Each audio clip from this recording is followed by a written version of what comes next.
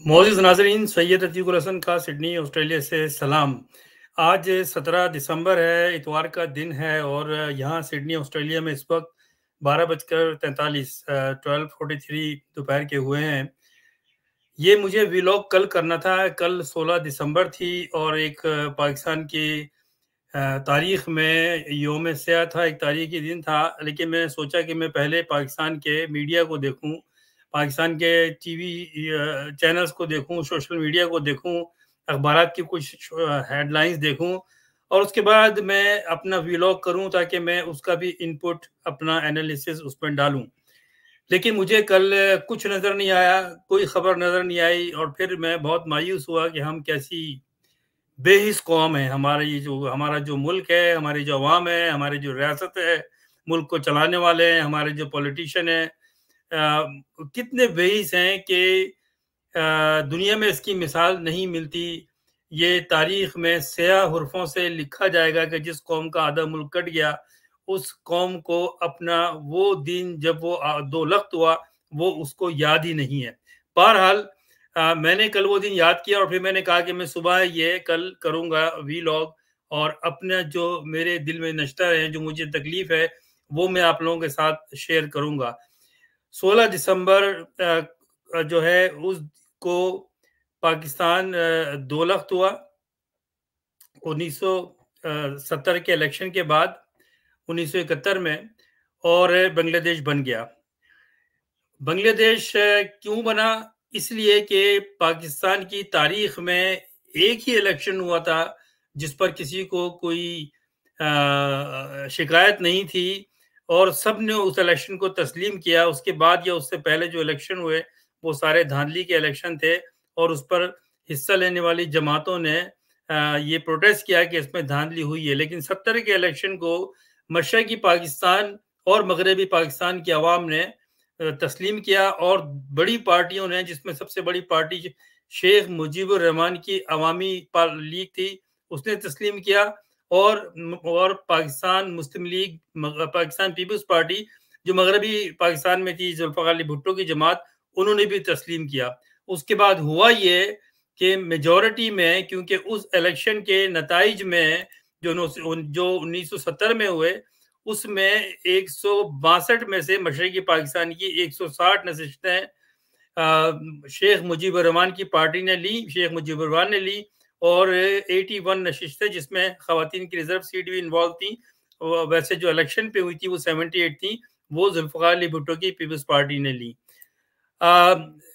Election के दौरान ये कहा जा रहा था, जो मुहिम चल रही थी, कि याह्या खान ने कहा कि ये इलेक्शन मुनसिफाना होंगे और अंदर ये बात चल रही थी कि ये मुनसिफाना इलेक्शन करो और भुट्टो ने यकीन दिलाया था कि मेरी पार्टी इतनी मजबूत है कि वो मशरक़ी पाकिस्तान से भी सीटें लेगी, आप फिक्र नहीं करें, आप किसी को मौका ना दें, आप फेयर इलेक्शन कराएं। मुजीबुर रहमान की इतनी सकत कहाँ है कि वो मेरे खिलाफ खड़ा होकर पीपल्स पार्टी से ज्यादा उसकी अवामी लीग लेगी। लेकिन जब रिजल्ट आए तो जिन लोगों ने इलेक्शन कराए थे, जो जिसमें याह्या खान ने इलेक्शन कराए थे, माशाल्लाह थी और जुल्फ़िकार अली भुट्टो एक मजबूत उम्मीदवार था पीपी की तरफ से, क्योंकि उसको पूरी तरह से फौज की हिमायत, यानी कि जनरल याह्या खान की हिमायत हासिल थी। उनको शौक हो गया कि 162 जो नशिस्तें थी मशरक़ी पाकिस्तान की, उसमें से 160 नशिस्तें या 161 नशिस्तें वो अवामी लीग ने जीत ली, एक स्वीप कर दिया। अब ये हुआ कि जो कौमी असम्बली का इजलास बुलाना था विद इन 7-8 दिन में, ताकि वो जो इलेक्शन का रिजल्ट आया उसके तहत अवामी लीग को कॉल किया जाए कि आप हुकूमत बनाएं। तो फिर वो जो है वो इजलास ही नहीं बुलाया गया और मुसलसल मुजीबुर रहमान ये मुतालबा करता रहा कि हाँ इलेक्शन हो गया, हम इलेक्शन जीत गए। दुनिया ने उस इलेक्शन को तस्लीम किया, आप इजलास बुलाएं और हम हुकूमत बनाना चाहते हैं। लेकिन ये ऐसा नहीं किया गया। शेख मुजीबुर रहमान ने ये कहा कि ये क्योंकि हमारी नशिस्तें ज्यादा हैं, ये इजलास जो है वो ढाका में होगा। लेकिन उस वक्त याह्या खान ने खामोशी इख्तियार कर ली, फ्रंट पे जुल्फ़िकार अली भुट्टो को ले आया, उसने बंगालियों के खिलाफ बातें करना शुरू कर दी। यहाँ तक कि मैंने अपने पिछले व्लॉग में दिखाया कि एक अवामी जलसे में पंजाब में बंगालियों को बुरी तरह से गालियां दी। मैं वो नाम नहीं लेता जिस जानवर को उसने कहा कि ये उसके बच्चे हैं बंगाली। और ये फिर कहा गया कि जो भी मशरकी पाकिस्तान में दूसरी जमातों के लीडर जाएंगे, उनके मेंबरान जाएंगे जो जीते हैं इलेक्शन, तो उनको वन वे टिकट लेके जाना पड़ेगा, वो वापस नहीं आए मैं टांग तोड़ दूंगा। फौज का भी अमल दखल यही था। उसके बाद वहां झगड़े शुरू हो गए। मैं बहुत मुख्तसर करूंगा क्योंकि मैं कई भी लोग इस मौजू पे कर चुका हूँ, रिपीट नहीं करना चाहता। एक फिर वहां पर मूवमेंट चली कि हमें हुकूमत दी जाए, ये मूवमेंट चल रही थी। तो उसके खिलाफ क्या किया? उसके खिलाफ जनरल न्याजी जो वहां कमांडर था उस वक्त, उसने ऑपरेशन सर्च लाइट शुरू किया, बंगालियों को मारना शुरू किया, जिसकी हिमायत में इंडिया ने हमला कर दिया और उनकी फौज ने आकर जो रेजिस्टेंस मूवमेंट चल रही थी बंगालियों की, जिसमें खवातीन भी थी और उसमें मर्द भी थे, उन्होंने हथियार हाथ में उठा लिए और उठा के पाकिस्तानी फौज के खिलाफ, वो औरतें, नाजुक औरतें बंगाली जिन्होंने कभी हथियारों को देखा भी नहीं था, उन्होंने हथियार उठा लिए और उन्होंने हथियार उठा के पाकिस्तानी फौज के सामने खड़े हो गए। और उसके बाद में मूवमेंट चली जिसमें 20 लाख बंगालियों को मारा गया, पाकिस्तान की फौज ने मारा, उनको जेलों में डाला, उनका बुरी तरह से टॉर्चर किया और फिर हिंदुस्तान की फौजों ने लड़ाई लड़ी और उसके बाद में पाकिस्तान की फौज को सरेंडर करना पड़ा। 93,000 फौज ने जनरल नियाजी की कमांड में जनरल अरोड़ा सिंह को, भारत का जो कमांडर था जो वहां सर्च ऑपरेशन का लीड कर रहा था, उसको उसके सामने हथियार डाले और एक शर्मनाक डिफीट हुई। इससे पहले किसी भी मुल्क की इतनी बड़ी तादाद में फौज ने हथियार नहीं डाले। तो ये स्याह तरीन दिन आज तक तारीख में ये जब लिखा जाता है कि आज भी, तो ये बयान किया जाता है कि सबसे शर्मनाक डिफीट पाकिस्तान की फौज को हुई जब उसने मशरकी पाकिस्तान में जो बांग्लादेश है 90,000 फौजों के साथ हथियार डाले। कई जर्नैल उस वक्त कह रहे थे कि हम हथियार नहीं डालेंगे, हम दूसरे नेपाल में चले जाते हैं, वहां से हम लड़ाई लड़ते रहेंगे, लेकिन हम पाकिस्तान को डूबने नहीं देंगे। लेकिन पाकिस्तान को अलग करना था, एक बड़ी तारीख है उससे पहले की, और पाकिस्तान को अलग कर दिया गया।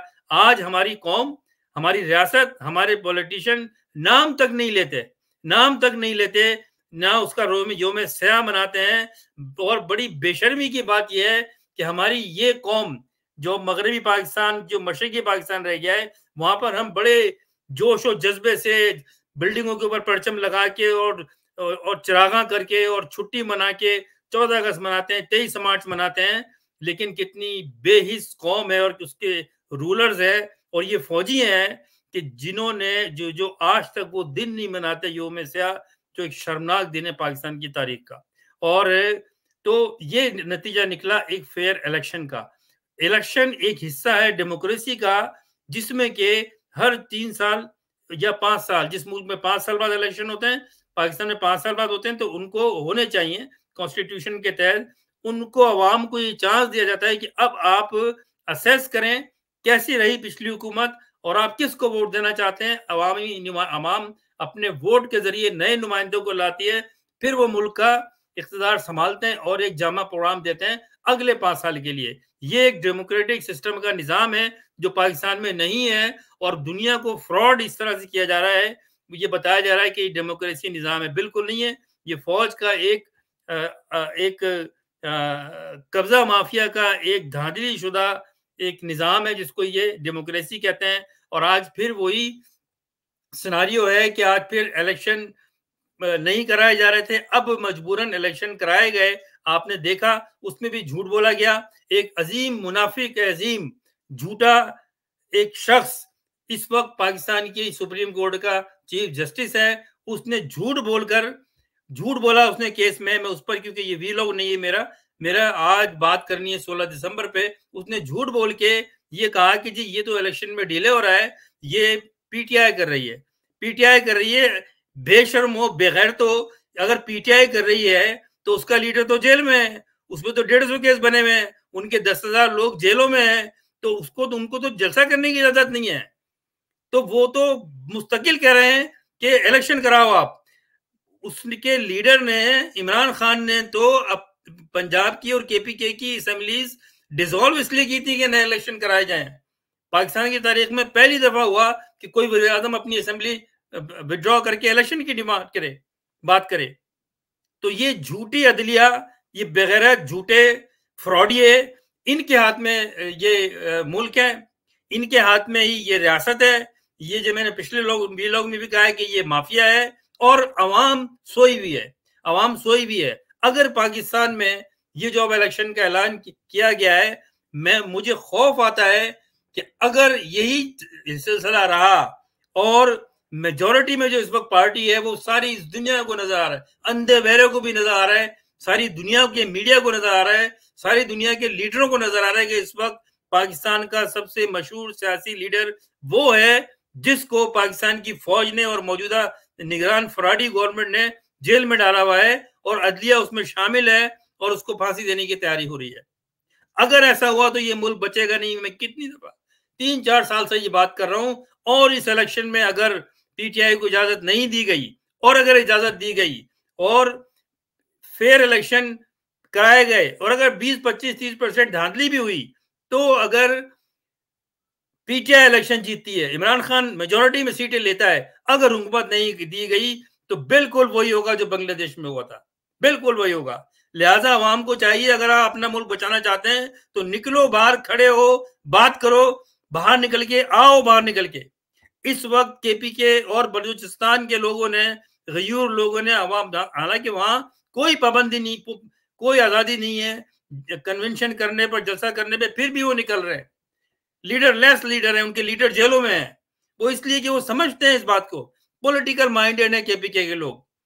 और बलूचिस्तान जो कबायली सरदारों के कब्जे में है, कल रात को उनके लोगों ने भी बाहर निकल के पीटीआई का एक कन्वेंशन में हजारों की तादाद में लोग मौजूद थे। अभी भी वो पाकिस्तान के झंडे लेके खड़े हुए। मैंने पिछले भी लोगों में कहा था, फिर मैं कह रहा हूं कि अब जो ये फिल्म चला रहे हैं 8 फरवरी के इलेक्शन की, अगर इन्होंने ये जो होते रहे इंजीनियरिंग इलेक्शन, क्योंकि एक पाकिस्तान के गद्दार को, इंडिया का जो एजेंट है, जो मुसाद के इशारों पे काम कर रहा है, सीआईए के इशारों पे काम कर रहा है, MI6 का, बरतानिया का वो एजेंट है, उसको तैयार करके 4 साल में लाया गया है डील करके कि हम तुम्हारे एसेट जो है वो प्रोटेक्ट करेंगे, हम यहाँ पर लंदन में, तुम जाके ये काम करो। इसलिए इसको बुलाया गया है और इसको वज़ीर-ए-आज़म बना के वो काम करवाने हैं जो हमारी पाकिस्तान की कौम के लिए स्याह हुर्फों में लिखा जाएगा, स्याह हुर्फों में। तो ये होने वाला है। बहरहाल बड़ा अफसोस हुआ कि हम लोग जो है वो दिन नहीं मनाते जिससे हमें सबक हासिल करना चाहिए। पाकिस्तान की अवाम, आपने पता है आपको, और आज की जो नस्ल जो 70 के बाद पैदा हुई है उनको तो पता नहीं होगा, लेकिन हमें पता है। मैं उस वक्त नवी क्लास में था, कई बार मैं कह चुका हूँ और मुझे याद है, क्योंकि मैं इन पॉलिटिकल चीजों से, हमारी फैमिली में बात होती थी तो बहुत ज्यादा मैं आशना हूँ। और फिर मैंने मुस्तकिल सारी जब मैंने स्टडी शुरू की तो मैंने देखा, जब मैंने ये लिखना शुरू किया मीडिया में, तो मैंने जब स्टडी की तो मुझे पता लगा कि जो भी मैंने स्कूल में, कॉलेज में, तारीख में और मीडिया में सुना था वो सब बकवास और गलत था। असल हकीकत ये है जो आज नजर आ रही है।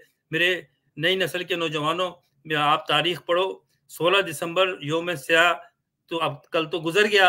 आप लोगों को कल वो स्याह पट्टियां बांध के घरों के ऊपर स्याह परचम लगाने चाहिए थे, मातम करना चाहिए था कि आज का हमारा मुल्क का बड़ा हिस्सा, 65% आबादी मशरकी पाकिस्तान की थी और बाकी हमारी आबादी मगरबी पाकिस्तान की थी। वो हमसे अलग हो गया और हम अय्याशी कर रहे हैं, बैठे हुए आराम से हम। और हालत ये हो गई है कि भूख से मर रहे हैं, महंगाई है, सब कुछ है, लेकिन जनाब बस वो नवाज शरीफ आवेगा, बस यही नारे लग रहे हैं।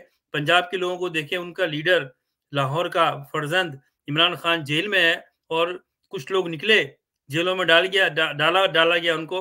और आज भी कई खवातीन जो है जो सियासी लीडर वर्कर हैं, शरीफ हैं, पढ़ी लिखी हैं, उनको जेलों में डाल के उन पर गद्दारी का मुकदमा बनाया जा रहा है, जो आपके सामने है।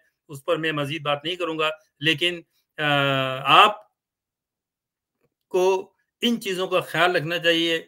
जो लोग तारीख से सबक नहीं सीखते वो तारीख में गुमनाम हो जाते हैं। अल्लाह हाफिज।